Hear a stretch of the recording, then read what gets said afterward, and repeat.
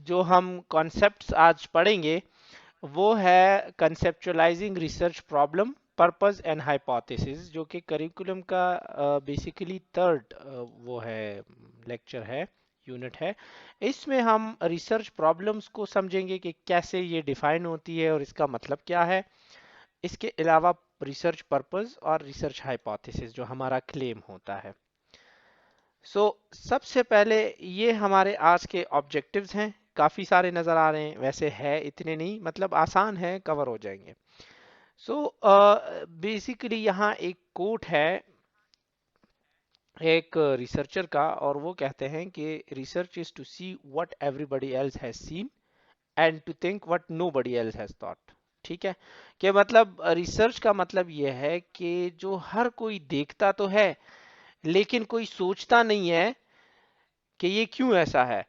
मुझे for example एक patient ऐसा है जिसको बेड सोर हो रहे हैं, या चले हम ये बोल दें कि जैसे अभी एक स्टूडेंट ने एग्जांपल शेयर की कि टीबी पेशेंट हैं और उनमें वेट लॉस और फिर डाइट का कितना इंपॉर्टेंस है। तो हम हर कोई देखता है कि टीबी पेशेंट में वेट लॉस होता है और डाइट की बहुत इंपॉर्टेंस होती है इस चीज को कंट्रोल करने में। हर किसी को पता है, प्रैक्टिस भी करते हैं, लेकिन किसी ने इस पे सोचा है कि क्यों ऐसा है, इसकी ये इम्पोर्टेंस किस वजह से। वाई का जो क्वेश्चन है ना, जो कि हमें सोचने पे मजबूर कर देता है, ये कौन कौन सोचता है, ये बेसिकली रिसर्च कहलाता है।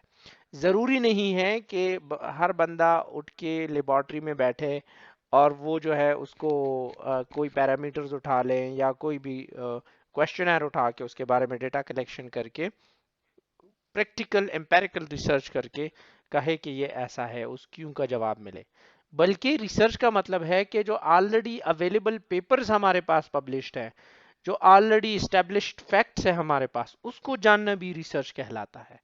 सो हमारे पास हमेशा जब भी हम रिसर्च करते हैं तो रिसर्च का जो फर्स्ट स्टेप है वो प्रॉब्लम से शुरू होता है कि हमारी लाइफ में, हमारी सराउंडिंग में, हमारे साथ जो इवेंट हो रहे होते हैं उसमें हमें कोई भी एक प्रॉब्लम आए तो डेफिनेटली उसको सॉल्व करने के लिए हम रिसर्च करते हैं। और उसको सॉल्व करने के लिए हम डिफरेंट अल्टरनेटिव्स देखते हैं। इन अल्टरनेटिव्स को देखते हुए फिर हम उनको यूटिलाइज करते हैं, उनको स्ट्रीमलाइन करते हैं और उसके बेस पे प्रॉब्लम्स को सॉल्व करते हैं। इसीलिए हम कहते हैं कि research always starts with the problem, कि जब हमें कोई इशू, कोई प्रॉब्लम नजर आया तो डेफिनेटली हम उस पे रिसर्च करेंगे और फिर आगे बढ़ते हुए उस प्रॉब्लम को जब आइडेंटिफाई करके आगे उसका सोल्यूशन निकालेंगे तो ये एक रिसर्च कहलाएगा। यहाँ पे इस पिक्चर में आपको मिसाल दी है जिसमें आपको सबको एक स्टोरी जो पता है वो रिफ्लेक्ट होगी, और वो स्टोरी है थर्स्टी क्रो की। बचपन में हम सब पढ़ते थे कि कौवा वो एक पॉट के पास आया, कौवा बहुत प्यासा था और पॉट में पानी इतना नीचे था कि उसकी चोंच वहां तक नहीं पहुंच रही थी। अब यहाँ पे प्रॉब्लम क्या है कि एक तो कौवा जो है वो प्यासा था, दूसरा उस पॉट में पानी इतना डाउन था कि वो उसकी गर्दन और उसकी जो चोंच है वो वहां तक नहीं पहुंच रही थी। अब ये प्रॉब्लम एग्जिस्ट कर रहा था, कौवे को प्रॉब्लम आइडेंटिफाई हुआ।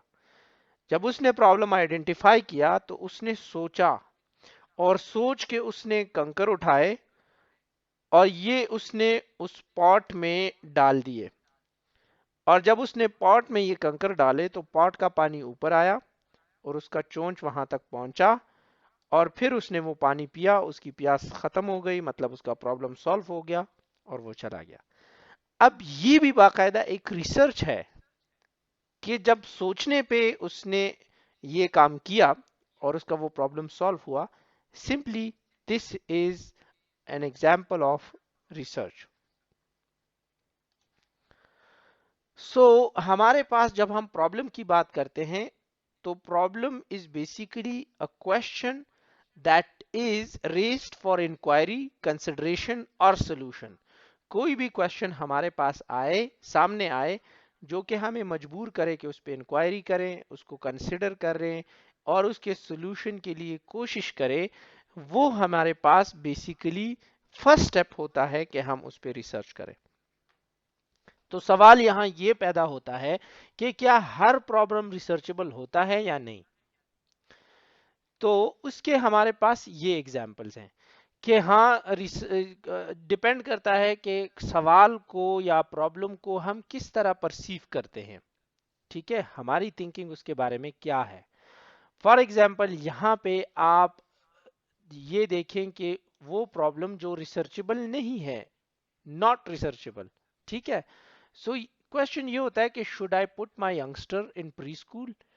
अगर किसी का छोटा बच्चा है जो स्कूल गोइंग एज में अभी नहीं है और वो ये सोचे कि मुझे इस पे रिसर्च करना चाहिए या देखना चाहिए कि भाई मैं अपने बच्चे को स्कूल भेजूं प्री स्कूल या नहीं, मोंटेसरी वगैरह इस तरह की होती है, तो डेफिनेटली ये रिसर्चेबल प्रॉब्लम नहीं है। क्योंकि हमें पता है कि प्री स्कूल एज बच्चों की तरबियत उनकी स्कूल के लिए, उनकी एकेडमीज और लर्निंग के लिए बहुत इंपॉर्टेंट होती है। अब यहाँ पे परसेप्शन, क्योंकि ये फैक्ट्स हैं और फैक्ट्स जो है वो ऑलरेडी प्रूवन होते हैं, तो उसमें अगर हम इस तरह का क्वेश्चन करेंगे तो ये रिसर्चेबल नहीं होगा। लेकिन अगर हम दूसरी तरफ ये क्वेश्चन मोल्ड करके उसको इस तरह परसीव कर ले कि हमारा क्वेश्चन ये बन जाए कि do children enrol in preschool develop better social skills than children not enrolled, के बच्चे जो स्कूल जाते हैं प्री स्कूल एज के जो बच्चे होते हैं वो अगर इस तरह के डे केयर में या इस तरह के एकेडमीज में जाते हैं जहां इनको सोशल स्किल, सलाम दुआ करना, उठना बैठना, कपड़े बदलना, अपनी सफाई का ख्याल रखना, ये चीजें सिखाई जाए, तो क्या वो बच्चे ज्यादा बेहतर परफॉर्म करते हैं या वो बच्चे जो इस तरह के उसमें नहीं जाते। तो अब देखें ये कंपैरिजन हो गया और इसको एक्सप्लेन करने के लिए हमें पहले रिसर्च करनी पड़ेगी, हमें बाकायदा डेटा या कलेक्ट करना पड़ेगा या ऑलरेडी जो पब्लिश्ड रिसर्चेज है उसको पढ़ना पड़ेगा। सो देखें ये हमारा बेसिकली जो है परसेप्शन पे भी डिपेंड करता है और क्वेश्चन पे डिपेंड करता है कि हम क्वेश्चन को फैक्ट की तरफ लेके जाते हैं जो ऑलरेडी इस्टेब्लिश्ड हैं और वो हमें कहते हैं कि फर्दर रिसर्च की नीड नहीं है, या फिर हम उनको ऐसे क्वेश्चंस बनाते हैं कि जो हमें वो पिंच करे या हमें मजबूर करे, कंपेल करे कि हम उसको और एक्सप्लोर करें। दूसरा एग्जांपल आप देख लें, what is the best way to learn to read. ठीक है, कि रीडिंग की स्किल्स को बेहतर बनाने के लिए बेहतर तरीका क्या है। तो ये चीजें तो किताबों में है, रिसर्चेज में है, लोग आपको वैसे भी बता देंगे, ये इतनी कॉमन बात है। तो इस पे अगर हम रिसर्च करें तो टाइम वेस्ट नहीं होगा, बिल्कुल हमें लगेगा कि ये टाइम वेस्ट है क्योंकि ये एस्टेब्लिश फैक्ट्स हैं। बट अगर हम इसको इस तरीके से करें कि it at which age is it better to introduce phonics to the children, जो कि अल्फ़ाबेट्स की या अल्फाज की अदायगी के जो तरीक़ेकार हैं और उन्होंने किस तरह की आवाज़ किस अल्फ़ाबेट या हरूफ तहज्जी के साथ निकालनी है एट द एज ऑफ 5 या एट द एज ऑफ 6 या एट द एज ऑफ 7, ये अगर हम बच्चों को कौन सी एज में अगर सिखाएं तो वो ज़्यादा बेहतर, ज़्यादा प्रोफेशनल और या ज़्यादा बहुत अच्छे तरीके से वो लाइफ लॉन्ग उनको फ़ायदा होगा। तो अब डेफिनेटली ये रिसर्चेबल क्वेश्चन है। एंड थर्ड भी इसी तरीके है कि are some people born bad, क्या तमाम मतलब क्या कुछ लोग बुरे ही पैदा होते हैं। अब ये तो कोई क्वेश्चन नहीं हुआ ना, ये मतलब ये है कि ये तो आपको हर कोई बता देगा कि हर जगह अच्छे लोग भी होते हैं, बुरे लोग भी होते हैं। बट अगर हम इसको थोड़ा सा मोल्ड करके ये कहें कि who commits more crime, poor people और रिच पीपल। फॉर एग्जाम्पल ये मैंने दो कैटेगरी ले ली, मैं मेल फीमेल का भी तो कह सकता हूँ, मैं ओल्डर एडल्ट्स और यंग एडल्ट्स का भी कह सकता हूँ। वो डिपेंड करता है मेरी जो पैरामीटर्स हैं जिनको मैं चूज कर रहा हूँ उन पे, तो ये रिसर्चेबल बन जाते हैं। सो बेसिकली इट डिपेंड्स कि हम कोई भी प्रॉब्लम के बारे में जब क्वेश्चन करते हैं वो क्वेश्चन हम किस तरीके से बनाते हैं, क्या वो क्वेश्चन हमारा उसको रिसर्चेबल फॉर्म में लेकर जाता है या नहीं। So, what is a research problem? A research problem is the area of concern where there is a gap in the knowledge base needed for practice. मतलब हमारे पास एरिया ऑफ कंसर्न क्या होता है जो हमें सोचने पे मजबूर कर देता है, जहां पे हमारे पास प्रॉब्लम भी आती है और हमें उसकी प्रैक्टिस में लाने की नीड भी होती है। एक जो डिजीज की एग्जांपल आप ले लें, फॉर एग्जांपल आपके पास एक ब्लड ग्रुप है, बॉम्बे ब्लड ग्रुप इसको कहते हैं। आप में से बहुत सारे लोगों ने इस ब्लड ग्रुप का नाम सुना होगा या नहीं सुना होगा।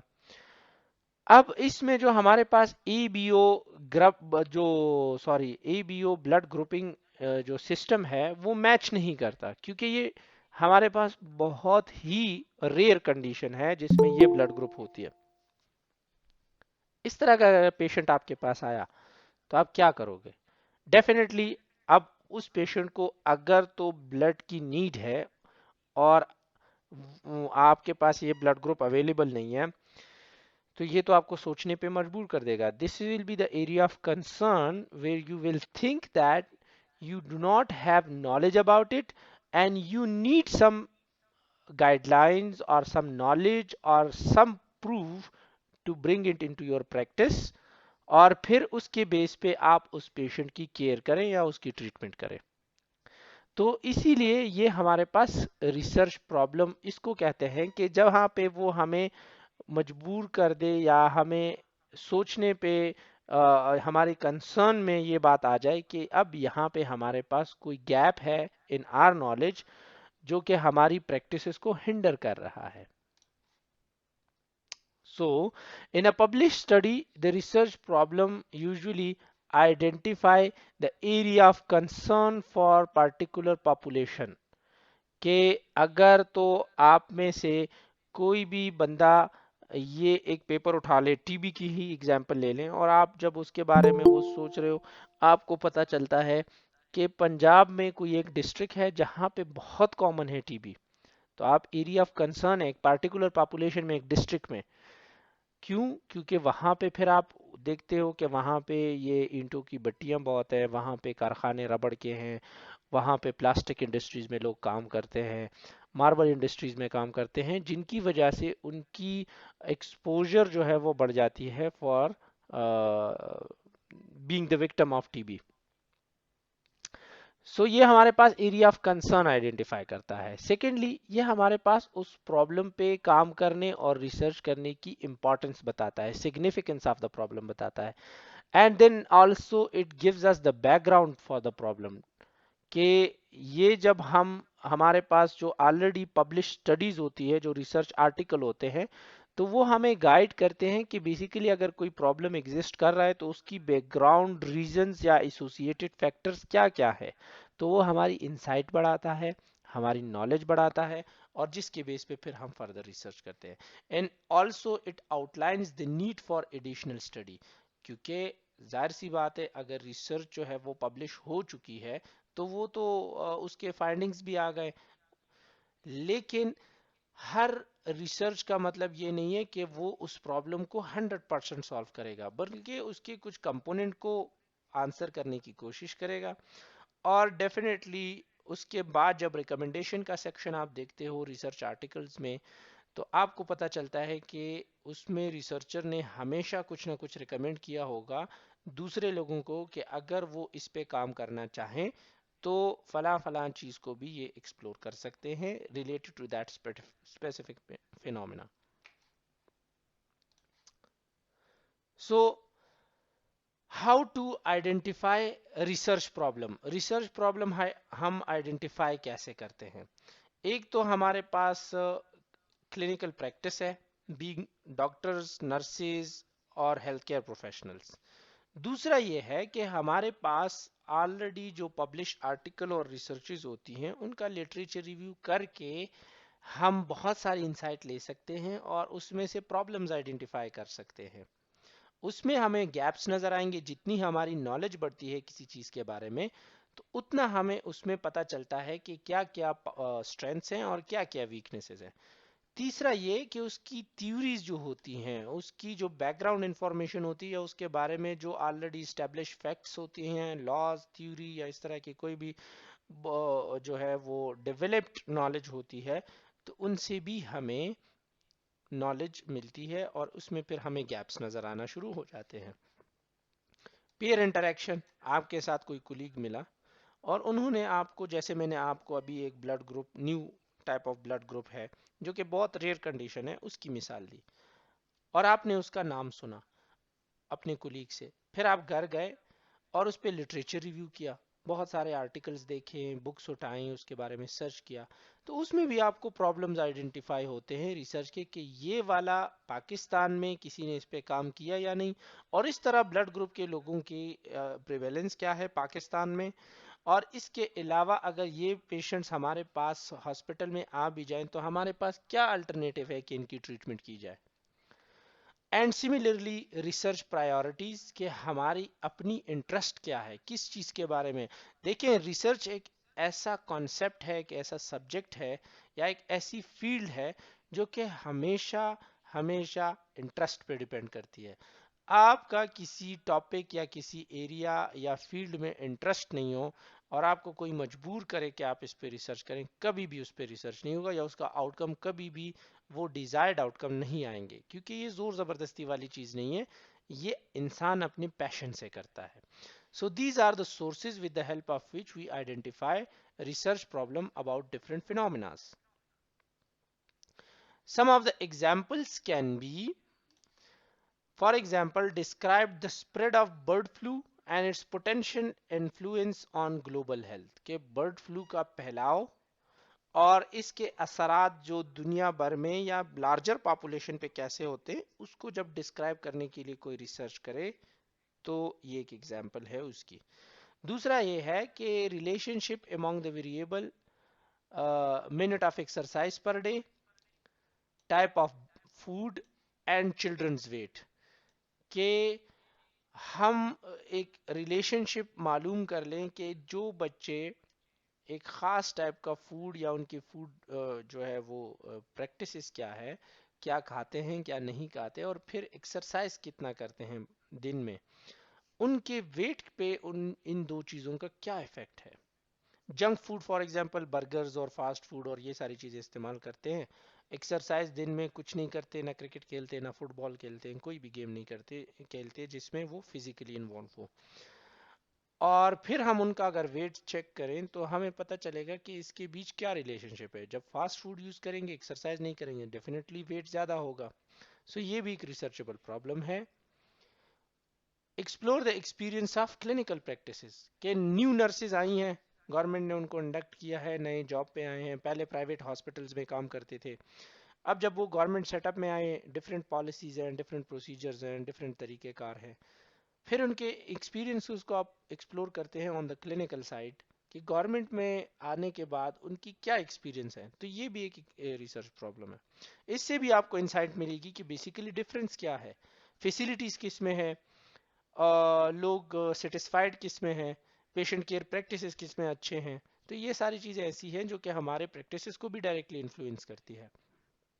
एंड इसके बाद understanding of how nurses with in the culture of hospital nursing practice define और रीडिफाइन मेडिकेशन एरर, कि आप नर्सेज से जाके पूछो कि हॉस्पिटल में उनकी प्रैक्टिसेस रिगार्डिंग मेडिकेशन एरर वो किस तरीके से देखती है, क्या उनके बारे में उनकी राय किस तरफ है, मतलब वो उसको ऐसे ही एक कॉमन चीज समझते हैं या नहीं, कोई खास या सीरियस तौर पे उनको कंसिडर करते हैं। अब प्रॉब्लम के बाद हम आते हैं रिसर्च पर्पस की तरफ।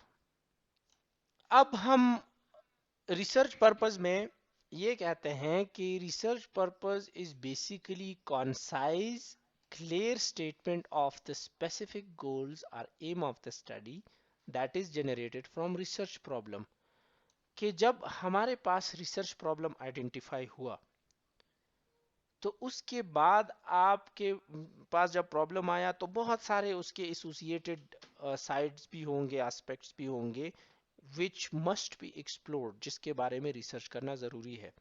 बट एज ए रिसर्चर आपके पास लिमिटेशंस हैं, चाहे वो ह्यूमन रिसोर्स की हो, चाहे फंडिंग की हो, चाहे लेबॉर्ट्रीज की हो, चाहे फैसिलिटीज़ की हो, या कोई भी इस तरह के डिफरेंट तरीके से जो लिमिटेशंस आती हैं टाइम की, तो आप उसमें से दो या तीन या चलें एक ही ऑब्जेक्टिव ले ले और वो स्पेसिफिकली एक शॉर्ट क्लियर स्टेटमेंट में स्पेसिफाई करें with the goals and aim of the study कि अगर आप ये रिसर्च फला फला कर रही है, जिसमें आप देख रहे हो कि बच्चों का वेट फास्ट फूड के खाने से और एक्सरसाइज की पैटर्न या जो हेल्दी डाइट है और एक्सरसाइज की पैटर्न है उसके हिसाब से उनका क्या रिलेशनशिप है।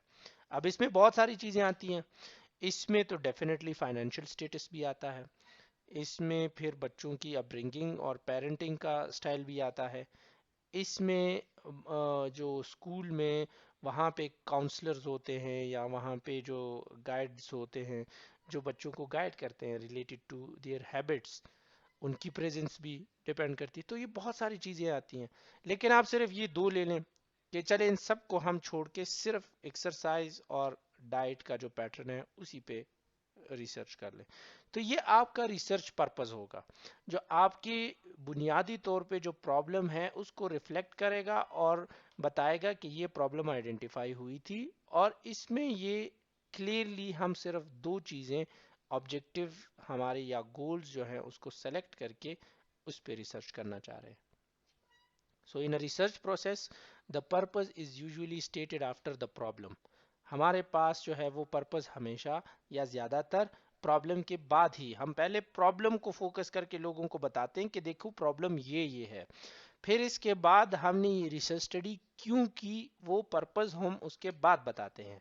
Because the problem identify the gap in the knowledge, ठीक है, in a selected area and the purpose. So the purpose usually indicate the type of study कि हम किस तरीके से स्टडी कर रहे हैं।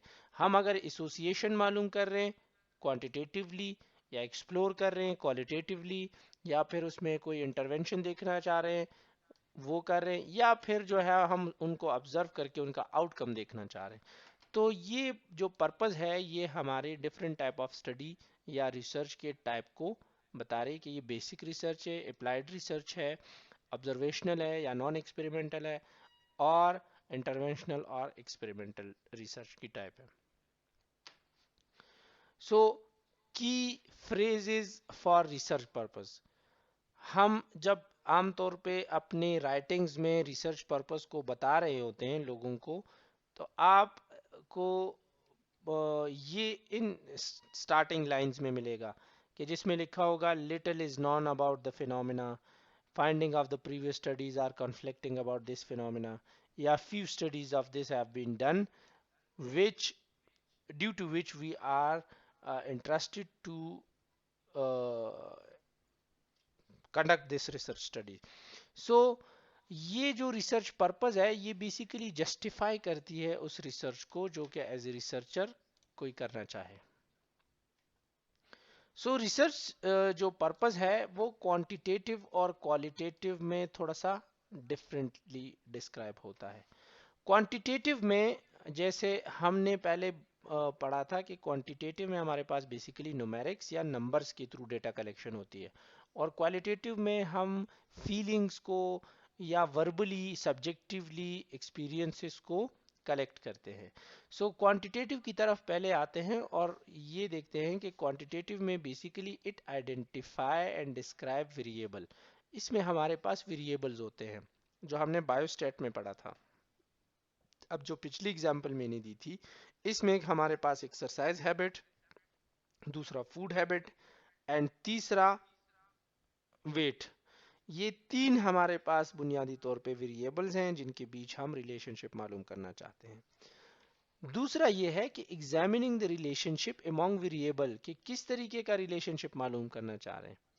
अब ये तो जनरली आप ऑब्जेक्टिव में जस्ट रिलेशनशिप का वर्ड लिखेंगे, फिर बाद में उसको एक्सप्लेन आप करेंगे कि किस तरीके का रिलेशनशिप आप मालूम करना चाह रहे हैं।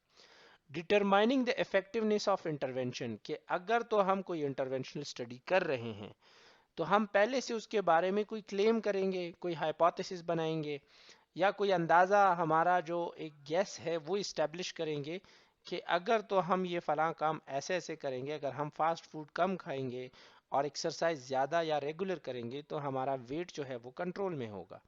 And additionally managing clinical problem, तो क्वांटिटेटिव्स में हमारे पास जो स्टडीज़ होती है वो चूंकि लार्जर नंबर ऑफ पेशेंट का डेटा कलेक्ट करते हैं और उसमें फिर हम डिफरेंट पैरामीटर्स और वेरिएबल्स को देखते हुए रिलेशनशिप या इंटरवेंशंस को टेस्ट करते हैं, तो हम इसीलिए कहते हैं कि इसमें हम क्लिनिकल प्रॉब्लम्स को मैनेज करने की कोशिश करते हैं। जबकि अगर क्वालिटेटिव स्टडी की हम बात कर लें तो क्वालिटेटिव स्टडी में मैंने बताया कि इसमें हम सब्जेक्टिव फीलिंग, एक्सपीरियंसेस, इन चीज़ों को एक्सप्लोर करते हैं। सो ये यहाँ पे पी जो है वो मिसिंग है, ठीक है, यहाँ पे पी का वर्ड मिसिंग है।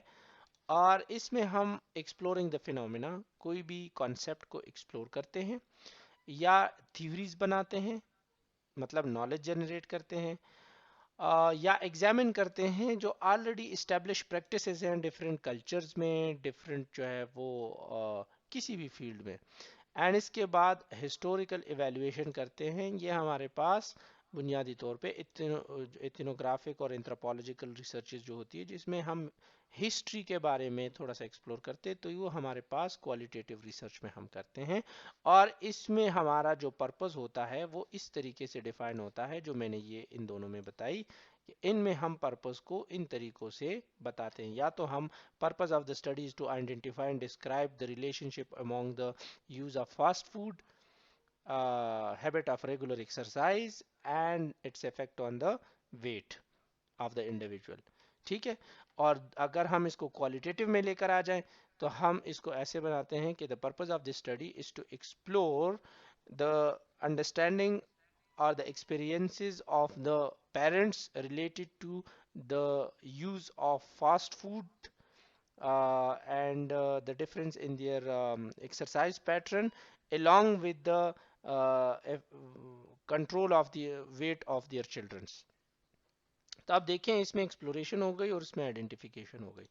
ये इस तरीके से हम पर्पस को डिफरेंट टाइप ऑफ स्टडीज में इस तरह एक्सप्लेन करते हैं।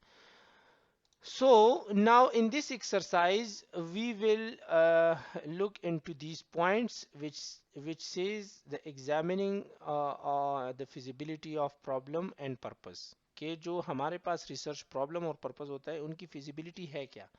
एक तो ये है कि रिसर्चर की एक्सपर्टीज एक फिनोमेना के बारे में रिसर्च कर रहा है तो उसकी क्या एक्सपर्टीज है, फंडिंग क्या है, मनी कितनी है। रिसर्च पे खर्चा आता है तो डेफिनेटली वो कौन बर्दाश्त करेगा। हमारे पास जिस चीज़ पे रिसर्च करना चाह रहे हैं उसका डेटा देने के लिए हमारे पास कोई सब्जेक्ट या पार्टिसिपेंट है जो उसके बारे में हमें डेटा दे।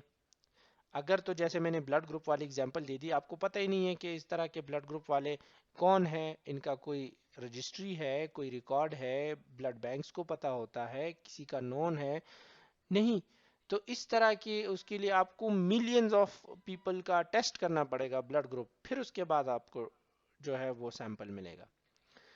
इसमें हमारे पास सब्जेक्ट और पार्टिसिपेंट की अवेलेबिलिटी बहुत इंपॉर्टेंट होती है। इसी तरीके से availability of the facilities and equipments, के जो चीज़ें हम यूज़ कर रहे हैं रिसर्च में डेटा कलेक्शन के लिए या इंटरवेंशन के लिए, क्या वो हमारे पास अवेलेबल है। एंड द इथिकल कंसिडरेशन, जैसे मैंने एथिक्स इन रिसर्च के चैप्टर में आपको एक्सप्लेन किया था कि ये बहुत इंपॉर्टेंट है कि जो भी हम रिसर्च करें that must fit according to the ethical standards of the country and the institution और in the area in which we are conducting the research study.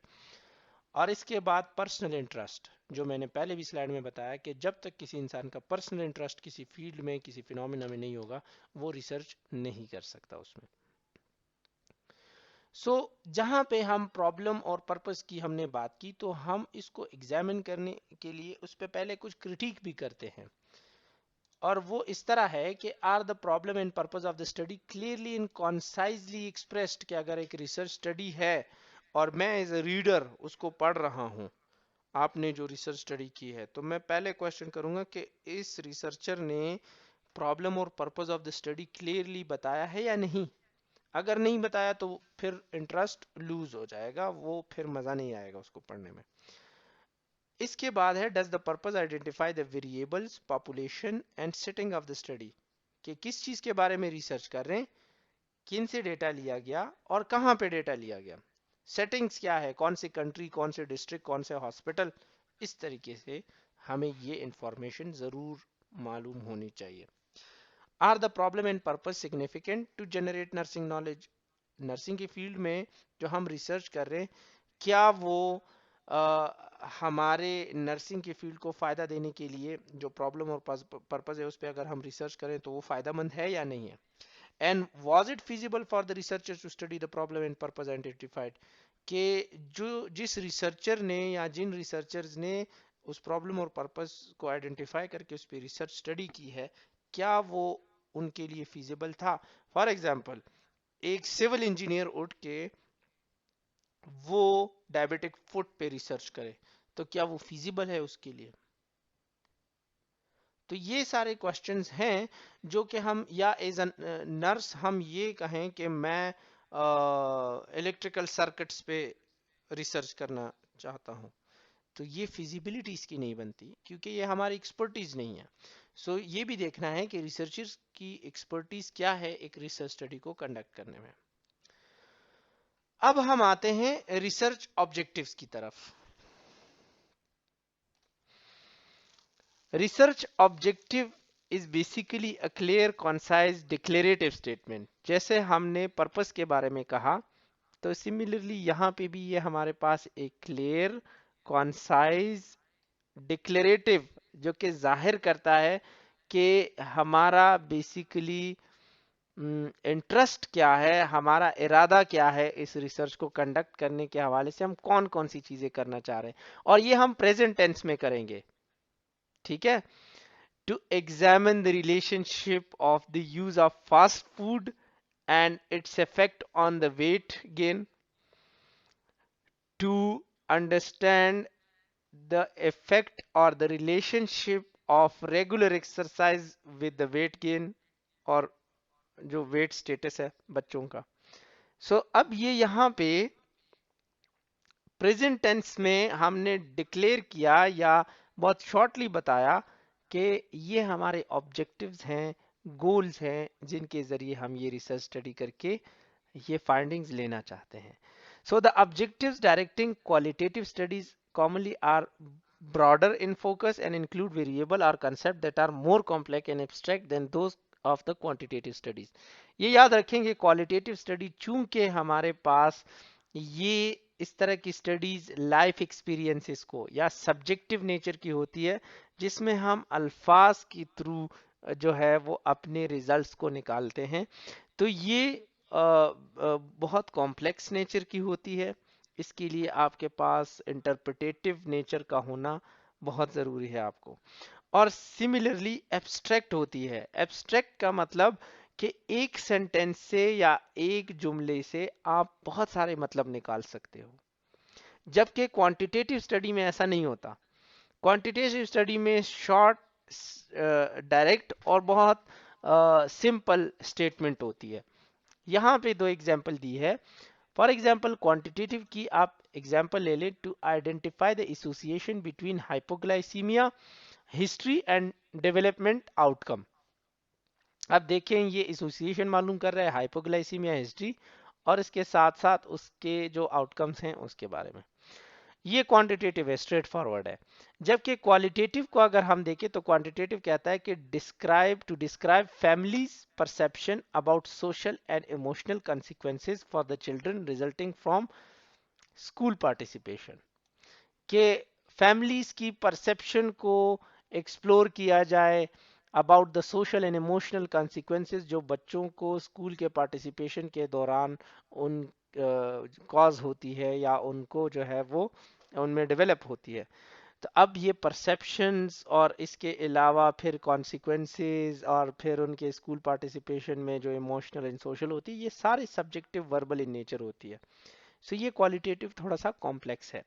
ये एक और इम्पॉर्टेंट बात आपको याद रखना ज़रूरी है कि जब भी हम रिसर्च ऑब्जेक्टिव स्टेट करते हैं तो उसको हम टू के वर्ड से स्टार्ट करते हैं और इस तरह बुलेट्स में लिखते हैं।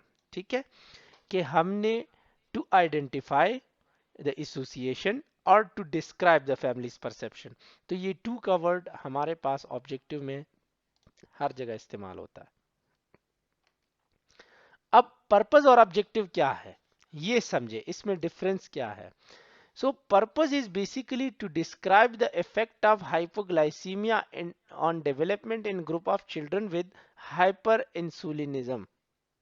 वो बच्चे जिनको हाइपर इंसुलिनिज्म वाला फिनोमिना है, उनमें हम हाइपोग्लाइसीमिया के इफेक्ट उनकी ग्रोथ एंड डेवलपमेंट पे देखें। ठीक है, ये पर्पस एक जनरल स्टेटमेंट है। अब इसको स्पेसिफिक करके दो ऑब्जेक्टिव्स बना दिए कि to describe the frequency and extent of developmental delay in a cohort of children, cohort का मतलब ग्रुप, ठीक है, कि उन बच्चों में जिनको हाइपर इंसुलिनीमिया है या हाइपर इंसुलिनिज्म है, ये वर्ड शायद मैंने गलत बोल दिया, हाइपर इंसुलिनीमिया, मुझे कंफर्म नहीं है यहाँ पे। सो उनकी फ्रीक्वेंसी और एक्सटेंट को हम देखें उनके डेवलपमेंटल स्टेजेस पे। ये एक ऑब्जेक्टिव हो गया, इस पर्पस से निकल के आया, ठीक है, यहाँ से ये एक ऑब्जेक्टिव निकल के आया। और दूसरा ऑब्जेक्टिव जो हमारे पास आया, that is to identify association between hypoglycaemia history and developmental outcome. ये दूसरा ऑब्जेक्टिव इसी पर्पस से आया, तो हम ये स्टेप वाइज इसको दो स्टेप में डिवाइड कर लेते हैं और फिर इन दोनों स्टेप को मालूम करते हैं। इसीलिए ऑब्जेक्टिव्स आर स्पेसिफिक, और ये याद रखिए कि ऑब्जेक्टिव हमारे पास स्मार्ट के रूल पे उनका पूरा होना जरूरी होता है। अब स्मार्ट का रूल हमें क्या बताता है, इसमें हर अल्फाबेट का अपना मतलब है।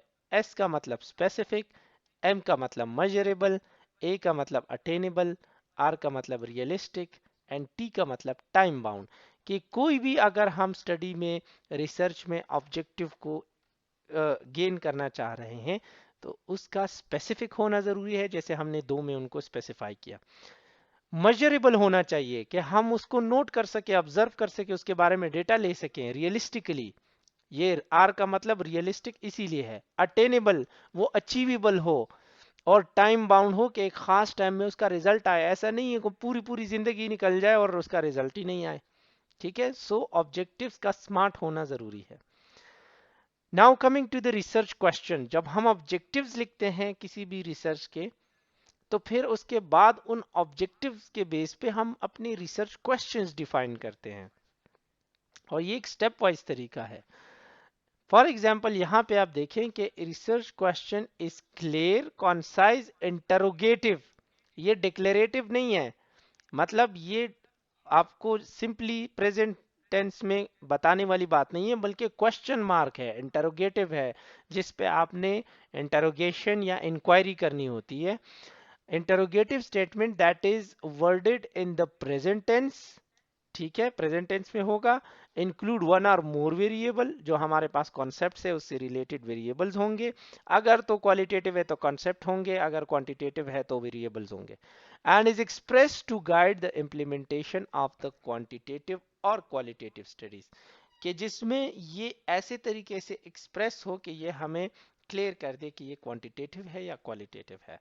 So the research question for quantitative studies are usually concisely and narrowly focused. Quantitative study मैंने आपको बताया बहुत narrowly focus होता है, क्योंकि हमने numbers से meaning निकालने होते हैं, डेटा हमने numbers में collect करना होता है, इसीलिए हम ये concise and narrow focused करते हैं, ठीक है। वेरिएबल्स और पॉपुलेशन की सूरत में उसको डिफाइन कर लेते हैं। फॉर एग्जांपल यहाँ पे ये एग्जांपल देख लें कि what is the relationship of blood pressure status to three stress related variables, के ब्लड प्रेशर जो लेवल्स हैं उसका जो रिलेशनशिप है, वो ब्लड प्रेशर और स्ट्रेस से रिलेटेड जो तीन वेरिएबल है उनका क्या रिलेशनशिप है। उसमें एक जो है एंगर है, गुस्सा, कोपिंग रिसोर्सेज हैं कि किसी का सपोर्ट सिस्टम क्या है, एंड थर्ड स्ट्रेन्स हैं, ठीक है। स्ट्रेन्स का मतलब क्या है, ज़हनी परेशानी हो गई, या जो वो प्रेशराइज करती है किसी इंसान को, कोई भी ऐसी चीज़ जो इंसान को अंडर स्ट्रेस डाल देती है, एंजाइटी डाल देती है, वो स्ट्रेन्स हैं। तो इस एग्जाम्पल में हम रिलेशनशिप मालूम कर रहे हैं ब्लड प्रेशर का स्ट्रेस से रिलेटेड जो तीन वेरिएबल्स है उसके ऊपर। तो ये कॉन्साइज, क्लियर, और इसमें वेरिएबल्स हमें बता दिए हैं। तो ये क्वांटिटेटिव की मिसाल हो गई। जबकि फिर अब यहाँ पे क्वालिटेटिव की भी हम बात करेंगे। The researcher question directing qualitative study often are limited in numbers, broadly focused and inclusive of the study variable, ठीक है। इसमें हमारे पास ये ब्रॉड फोकस होता है, ठीक है, और इसमें कॉन्सेप्ट्स आते हैं, ठीक है, कि कॉन्सेप्ट्स को हम बाकायदा उसमें इंक्लूड कर लें। फॉर एग्जांपल कॉन्सेप्ट क्या है, how do depressed adolescents and their families decide whether to use mental health service, के जो यंगस्टर्स होते हैं, एडोलेसेंट्स हैं, वो और उनकी फैमिलीज क्या कहती है मेंटल हेल्थ सर्विसेज के इस्तेमाल के बारे में, जो डिप्रेस्ड एडोलेसेंस है, ठीक है। तो अब ये देखें कि ये एक फिनोमिना या एक कॉन्सेप्ट है जिसको वो एक्सप्लोर करना चाह रहे हैं। और ये इंटरोगेटिव फॉर्म में है, क्वेश्चन फॉर्म में है, पिछले वाला भी क्वेश्चन फॉर्म में था, यहाँ पे भी हाउ या व्हाट, ये इस तरह का स्टेटमेंट इस्तेमाल हुआ है। तो ये क्वेश्चन हमारा रिसर्च का जो ऑब्जेक्टिव से बनता है वो इस तरीके से बनता है कि इसको हम क्वेश्चन फॉर्म में लेकर आते हैं। हमारे पास हमेशा ये जो आपके पास स्लाइड है ये हमें बताता है कि ये हमारे पास हमेशा जो रिसर्च का प्रोसेस है वो जनरल टू स्पेसिफिक जाता है। इसमें हम सबसे पहले रिसर्चर अपने रिसर्च इंटरेस्ट को देखता है कि कोई टीबी पे रिसर्च करना चाह रहा है, फिर वो रिसर्च प्रॉब्लम आइडेंटिफाई करता है कि टीबी और डाइट का आपस में क्या रिलेशनशिप है, फिर वो पर्पस देखता है कि अगर तो डाइट और टीबी का पैटर्न मालूम कर लिया जाए तो फिर पर्पसफुली हमारे पास क्या क्या रिजल्ट्स आएंगे, ये हमारे प्रैक्टिस में, हमारे फ्यूचर में जो पेशेंट्स हैं उनके लिए क्या यूजफुल होगा, और इस रिसर्च स्टडी का पर्पस क्या है, क्या जानना है। और जब पर्पस मालूम कर लें तो रिसर्च ऑब्जेक्टिव्स बनते हैं, और ऑब्जेक्टिव्स के बाद क्वेश्चंस बनते हैं। ये बहुत, जो आपने देखा कि ये जनरल टू स्पेसिफिक वाला कॉन्सेप्ट आया है यहाँ पे। अब हम आते हैं और हाइपोथेसिस को एक्सप्लेन करते हैं। A hypothesis is a formal statement of the expected relationship. यहाँ पे ये वर्ड नोट कर लें, expected, कि क्या अंदाजतन हम जो क्लेम करते हैं, एक ऐसा स्टेटमेंट जो हमें बताए कि अंदाजा हमारा क्या है इन दो वेरिएबल्स के बारे में, द रिलेशनशिप बिटवीन टू और मोर वेरिएबल्स। ठीक है, दो या दो से ज्यादा, जैसे पिछले स्लाइड में आपने देखा एंगर जो स्ट्रेस रिलेटेड वेरिएबल थे उसका इफेक्ट ऑन ब्लड प्रेशर, तो इसमें हमारे पास वेरिएबल एंगर, जो स्ट्रेस रिलेटेड वेरिएबल्स थे, एंगर हो गया और वो स्ट्रेन्स और ये सारी चीजें, और साथ में ब्लड प्रेशर, ये बाकी वेरिएबल, दूसरा वेरिएबल हो गया। इसके बारे में हमारा एक्सपेक्टेड क्या स्टेटमेंट है, तो एज ए रिसर्चर मैं ये क्लेम करता हूं कि those individual having frequent episodes या having a continuous experience of the stress related variables have higher blood pressure levels। ठीक है, तो ये मेरा क्लेम है, अभी इसको एस्टेब्लिश होना है, अभी इसको मैं टेस्ट करूंगा थ्रू रिसर्च, उसका डेटा जब लूंगा। ठीक है, तो ये एक क्लेम होता है, और ये इसको उर्दू में मफरूजा कहते हैं। हम फर्ज करते हैं, चले फर्ज कर ले फला चीज ऐसी है तो ये ऐसे होगा। इसीलिए हम इसको मफरूजा कहते हैं और इंग्लिश में इसको हाइपोथेसिस कहते हैं। और ये एक्सपेक्टेड स्टेटमेंट होता है, या मतलब हमारा अंदाजा होता है। ये याद रखें कि क्वांटिटेटिव स्टडी में हाइपोथेसिस होता है, क्वालिटेटिव स्टडी में हाइपोथेसिस नहीं होता, क्योंकि उसमें हम सिर्फ लाइफ एक्सपीरियंसेस को एक्सप्लोर करते हैं। क्वांटिटेटिव में हम बाकायदा टेस्ट करते हैं दो वेरिएबल्स का रिलेशनशिप आपस में।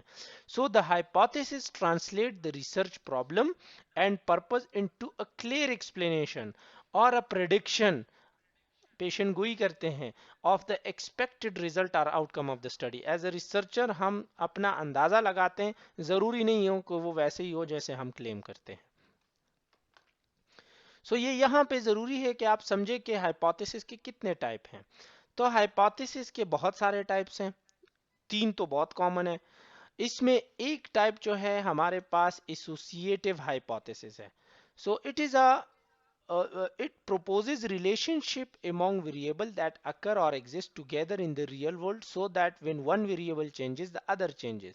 ये हमें दो वेरिएबल के बीच रिलेशनशिप का बताता है कि अगर एक वेरिएबल चेंज हो जाए तो दूसरा चेंज हो जाता है। फॉर एग्जांपल स्ट्रेस या जो स्ट्रेस रिलेटेड वेरिएबल्स हैं ये इंडिपेंडेंट वेरिएबल्स हैं, और इसका इफेक्ट हमारे पास ब्लड प्रेशर पे होता है।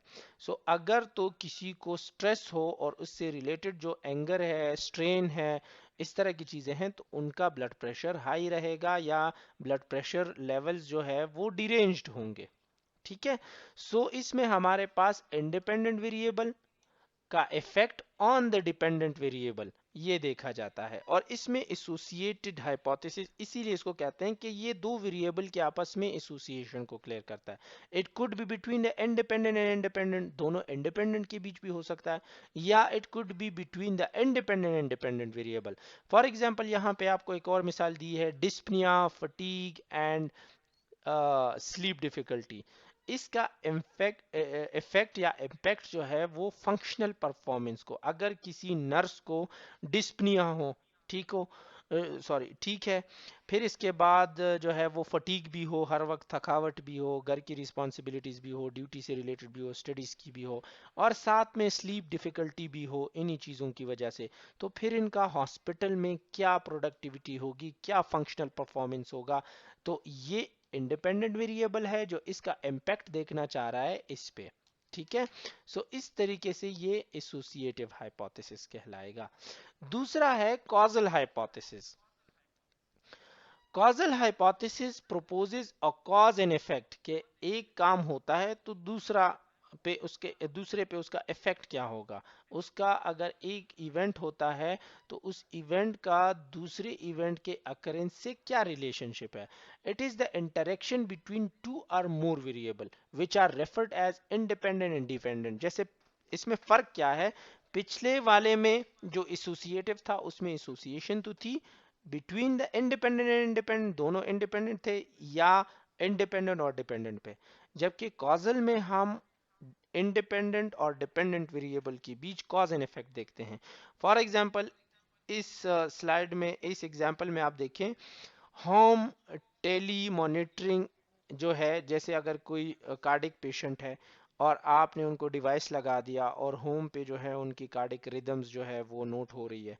सो इसका इफेक्ट ब्लड प्रेशर कंट्रोल पे कितना आ रहा है, कि अगर किसी का फॉर एग्जांपल एरिथमियाज में है, या फिर जो है वो कार्डिक एक्टिविटी को मशीन नोट कर रहा है, और जब वो ब्लड प्रेशर बढ़ता है तो वो बीप करता है, तो फिर वो पेशेंट ब्लड प्रेशर चेक करके उससे रिलेटेड जो भी ट्रीटमेंट या केयर प्रैक्टिसेस होंगी वो फॉलो करेगा।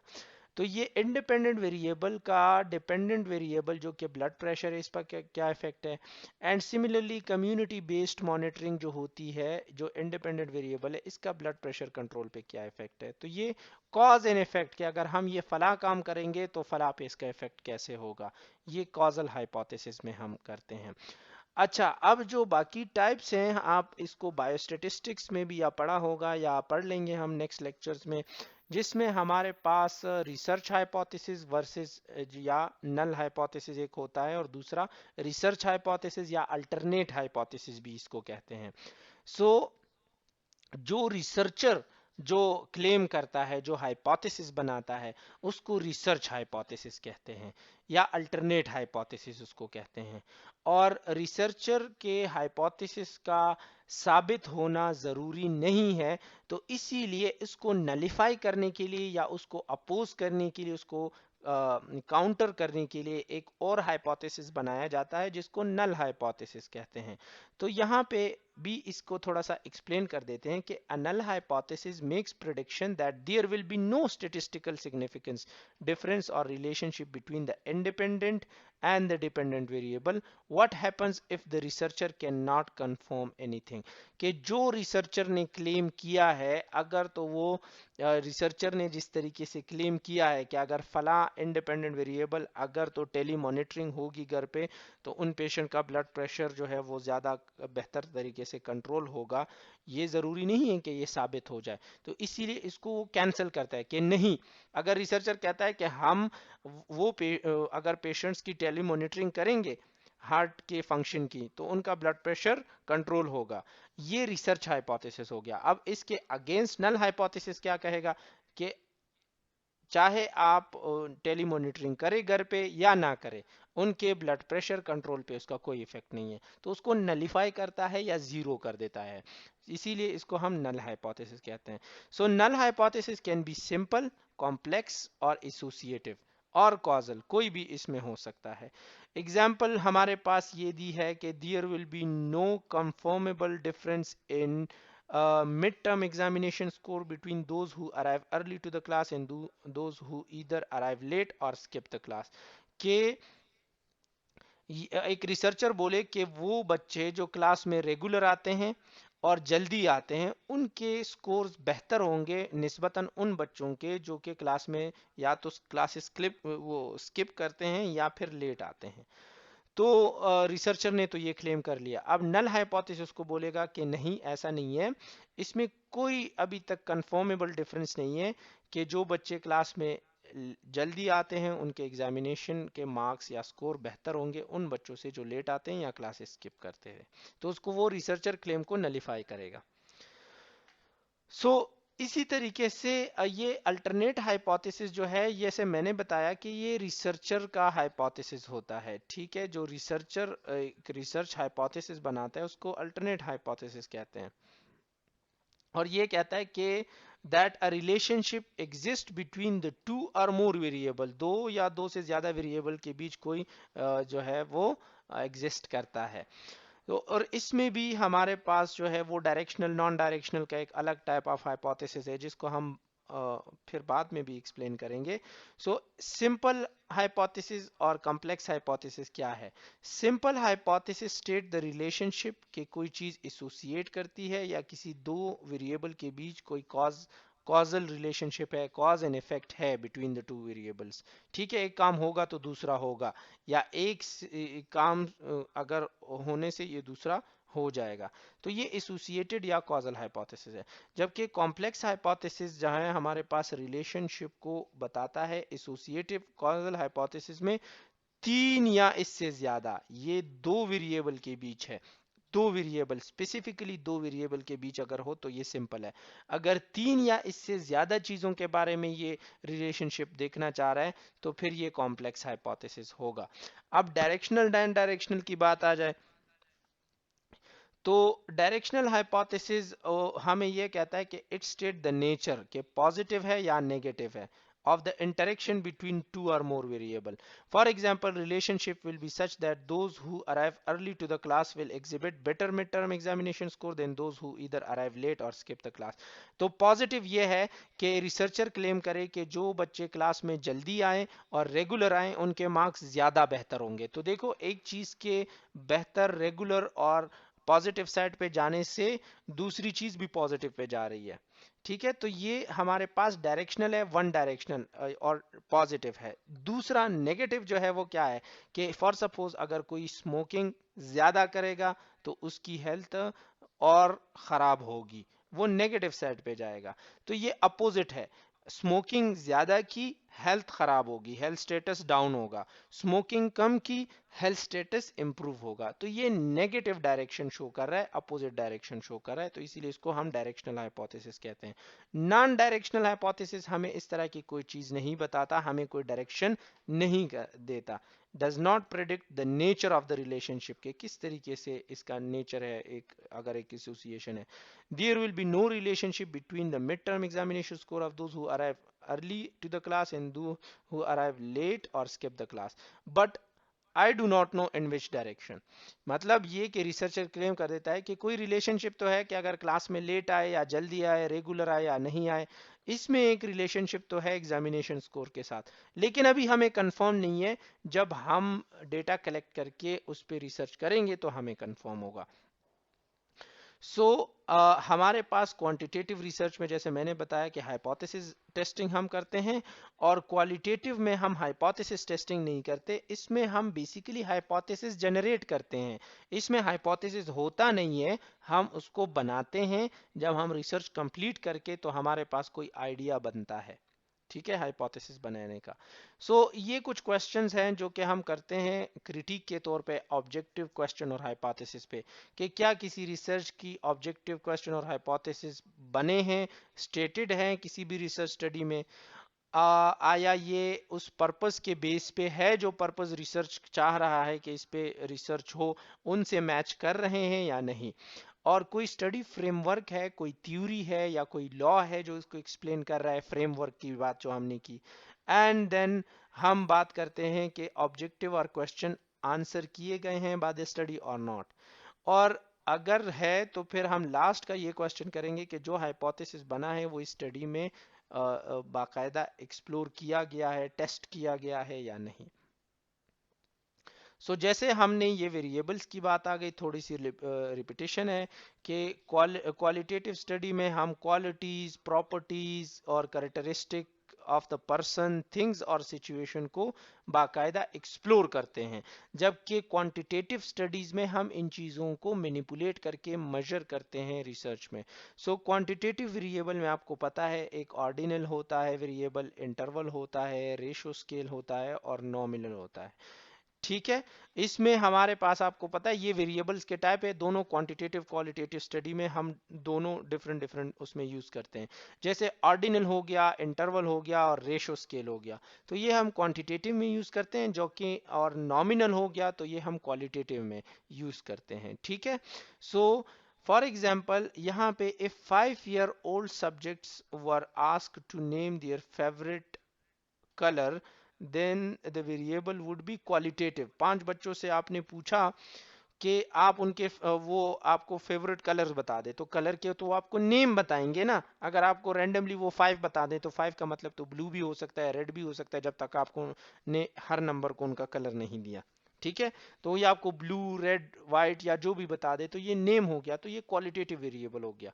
और अगर तो वो if the time it took them to respond were measured, then the variable would be quantitative, के जब आपने उनको नंबर्स को कोई कलर असाइन कर लिया और उनको रिटर्न में दे दिया, पेज पे दे दिया कि आप देखो कि इसमें कौन सा जो है वो कलर आपको पसंद है, उस नंबर पे टिक करो, तो वो पहले उसको रीड करेंगे फिर उसके बाद टिक करेंगे, तो उनमें वो टाइम ले रहे हैं, ऑब्जर्व कर रहे हैं और इसको जज करके फिर आपको बता रहे हैं, तो ये फिर क्वांटिटेटिव बन जाएगा। इसमें हमारे पास जैसे फिर ये टाइप्स के बाद हम बताते हैं कि इंडिपेंडेंट और डिपेंडेंट वेरिएबल्स कौन कौन से होते हैं।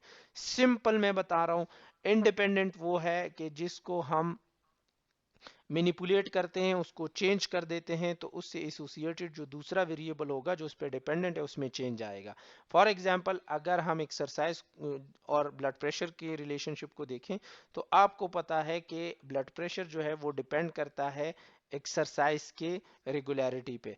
तो एक्सरसाइज इंडिपेंडेंट है, कोई बंदा एक्सरसाइज करे, रेगुलर करे, तो ब्लड प्रेशर पे उसका इफेक्ट जरूर होगा।